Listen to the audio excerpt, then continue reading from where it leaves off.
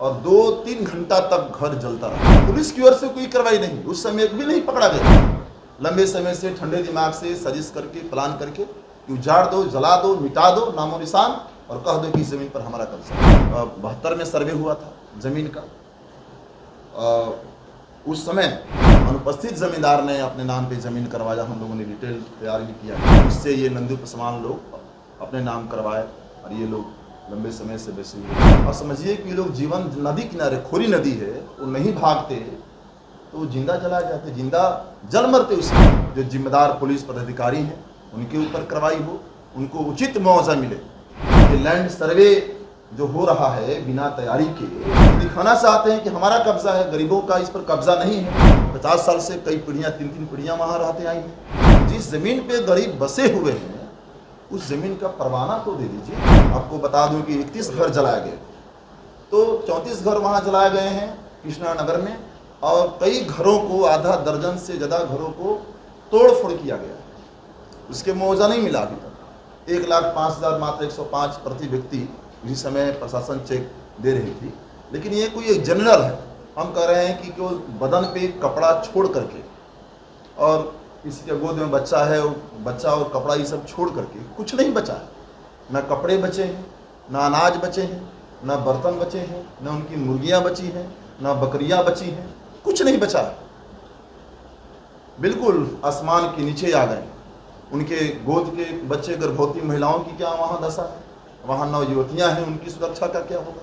और वहाँ स्वतंत्र भारत में इतना वर्ष हम लोग रह रहे हैं, 77 साल बीत गए, बिजली तक नहीं है। ये न्याय के साथ विकास की बात करने वाली नीतीश सरकार, ये कानून की राज और सुशासन की बात करने वाली नीतीश भाजपा की सरकार। वहाँ एकमात्र 80 घरों में एकमात्र चापाकल है।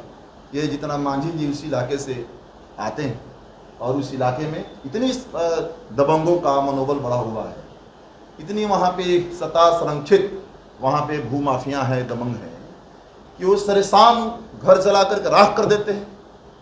तो पुलिस पर, थाना प्रभारी पर कार्रवाई होनी चाहिए, और एसपी डीएम को कोर्ट में बाकायदा सरकार की ओर से एसपी डीएम को इसको तत्काल हल करना चाहिए। और ज़मीन से लेकर के पक्का मकान से लेकर के कपड़े से लेकर के खाने की व्यवस्था, ये डिमांड है, उनको न्याय मिले। तो इस तरीके से आप देखेंगे कि पूरे बिहार में ये कहीं अपराध बढ़ा हुआ है।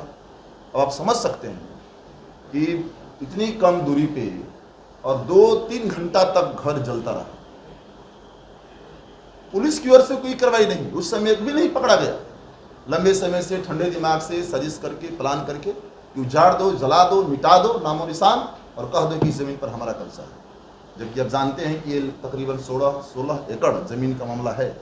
कुछ ज़मीन पे लोग बसे हैं, कुछ ज़मीन पे खेती करते हैं। 1972 में सर्वे हुआ था ज़मीन का। उस समय अनुपस्थित ज़मींदार ने अपने नाम पे ज़मीन करवाया, हम लोगों ने डिटेल तैयार भी किया है, और फिर उससे ये नंदी उपसमान लोग अपने नाम करवाए और ये लोग लंबे समय से बसे हुए हैं। इसीलिए ये हम लोगों ने प्रेस कॉन्फ्रेंस आयोजित किया है। इसके मामले में हम लोग कहना चाहते हैं कि जो सत्ता संरक्षित भू माफिया है, सख्त से सख्त कार्रवाई हो। जो जिम्मेदार पुलिस पदाधिकारी हैं उनके ऊपर कार्रवाई हो, उनको उचित मुआवजा मिले, उनको कम से कम घर बार जला है। और समझिए कि ये लोग जीवन नदी किनारे, खोरी नदी है, वो नहीं भागते तो जिंदा जला जाते, जिंदा जल मरते, उसमें बच्चे जल मरते। देख लीजिए, बकरियां नहीं भाग सकी, मुर्गियां नहीं भाग सकी तो जल मर गई।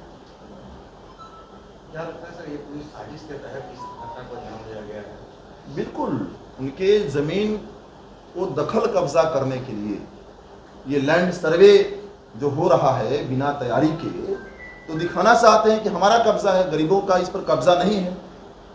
इसलिए नीतीश बाबू से भी हम लोग कहना चाहेंगे।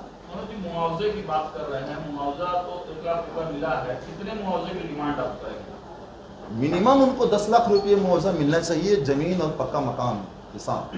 क्या होगा, शाम को उनको क्या बना होगा खाना। अब कह रहे सत्ता संरक्षित हुए लोग थे जो अपराधी थे, जिनका नाम मांझी कह रहे हैं कि वो एक जाति और एक पार्टी के लोगों का वर्चस्व वहाँ डाले है और उन्हीं लोगों के वो लोग हैं। पहली बात तो माननीय मांझी जी से हम कहना चाहेंगे कि उस इलाके से आप नेता हैं, और उस इलाके में इतना भूमाफियाओं का, दबंगों का मन बढ़ा हुआ है कि वो सरेसाम घर जला करके राख कर सकते हैं, बमबाजी कर सकते हैं, आगजनी कर सकते हैं, पूरे उनके जीवन और जान के साथ खेल सकते हैं, मारपीट कर सकते हैं। वो महिलाएं बता रही थी कैसे कि किस तरह से गंदी गंदी गालियां दे रहे थे वे लोग, किस तरह से नौजवान लड़कियां नदी किनारे भाग करके अपना वो जीवन और प्रतिष्ठा बचाई। तो मांझी जी को सोचना चाहिए।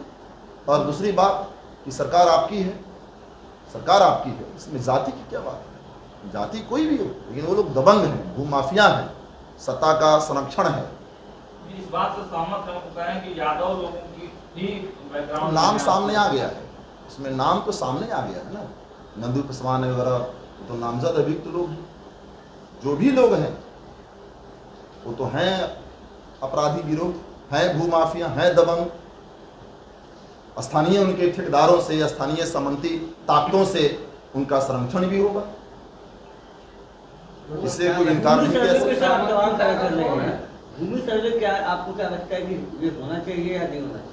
इस पे आप सीधा अगर होना चाहिए तो क्या आधार क्या होना चाहिए? देखिए, होना चाहिए भूमि सर्वे, तो उसकी सरकार के पास तैयारी होनी चाहिए पहले। ये आनन फानन में जो आप करा रहे हैं तो सब जगह घटनाएं शुरू हो रही है, पूरे बिहार में चाह रही हैं भूमाफिया ताकतें, दमंग ताकतें, सामंती ताकतें कि जिस सरकारी ज़मीन पे, भूदान की ज़मीन पे, सीलिंग से फाजिल ज़मीन पे, पर्चे वाले ज़मीन पे जो गरीब गुरबा घर बना करके रह रहा है, वहाँ मवेशी पाल रहा है, रह रहा है, झोपड़ी डाला हुआ है, उसको जला दो, उसको बुलडोज कर दो, खदेड़ दो, उजाड़ दो और दावा करो कि हमारा कब्जा है। आपके हिसाब से तैयारी क्या चाहिए सरकार को, क्या सलाह देते हैं? हम लोग तो इस बात को बहुत पहले से कह रहे थे, जब भूमि सुधार आयोग की रिपोर्ट आई थी कि 21 लाख एकड़ यहाँ पे ज़मीन है, सीलिंग से फाजिल ज़मीन, भूदान की ज़मीन, आम मजरूआ ज़मीन, ये सब जो ज़मीनें हैं यहाँ पे, आप इसको खेती करने के लिए, बसने के लिए नीतीश बाबू ज़मीन दीजिए। वो तो हुआ नहीं। और सीधे जो बसे हुए हैं, हम लोग का कहना है कि जो वहीं पर देख लीजिए, वहाँ पे 50 साल से कई पीढ़ियाँ, 3-3 पीढ़ियाँ वहाँ रहते आई हैं। तो जिस ज़मीन पे गरीब बसे हुए हैं उस ज़मीन का परवाना तो दे दीजिए, इसमें क्या दिक्कत है?